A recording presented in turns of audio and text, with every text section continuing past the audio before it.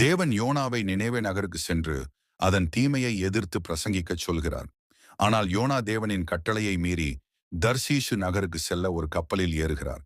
கடலில் கடும் புயல் எழுகிறது மற்றும் கப்பலில் இருந்த மாலுமிகள் யோனாதான் காரணம் என்று அறிகிறார்கள். யோனா புயலை அடக்க அவரை கடலில் வீசிவிடுமாறு மாலுமிகளிடம் கூறுகிறார்.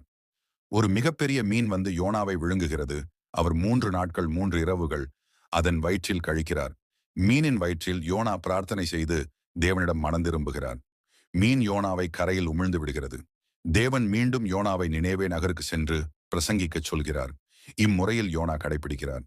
நினேவே மக்கள் அந்த நகரத்தின் அரசன் உட்பட பிரார்த்தனை மேற்கொண்டு கடவுளின் இரக்கத்தை நாடுகிறார்கள். நினேவே மக்கள் மீட்கப்பட்டதை யோனா எதிர்க்கிறான். ஆனால் கடவுள் கருணை, இரக்கம் பற்றிய பாடத்தை அவருக்கு கற்பிக்கிறார். தேவனுடைய திட்டத்திலிருந்து ஓட முயன்றால் அது சிக்கல்களை உருவாக்கும். மனம் மாறுபவர்கள் அனைவரையும் கடவுள் மன்னிக்கிறார்.